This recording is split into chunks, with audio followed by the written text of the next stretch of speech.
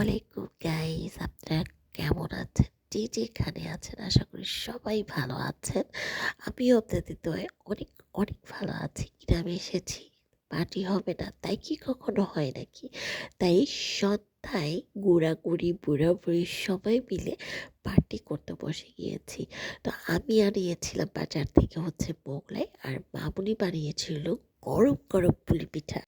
এই পিঠা কোন অঞ্চলে কি কি নামে ডাকে সবাই কমেন্ট করবেন, কিন্তু আমাদের গ্রামে তো পুলি পিঠা বলে।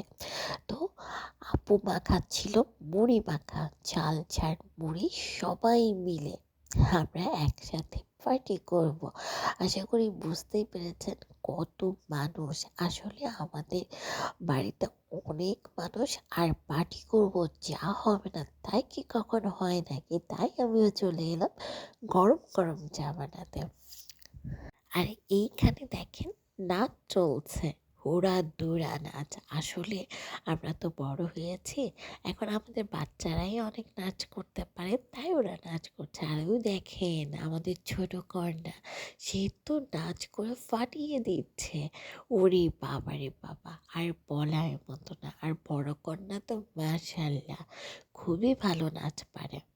আর এদের দেখেন কোনো দিকে নজর নাই, এরা শুধু গল্প করেই যাচ্ছে আর আমি দুই দিকেই দেখে যাচ্ছি। এরকম আনন্দ না বহু বছর পর হলো। আমরা ছোটবেলায় যখন ছোট ছিলাম অনেক আনন্দ করতাম, মনে হচ্ছে পুরনো দিনে ফেরত গিয়েছি। সেটা আমি না হোক, আমার বাচ্চাদের দিয়ে তো গিয়েছি। দেখেন মনে হচ্ছে আমি আমার ছোটবেলাকে দেখছি।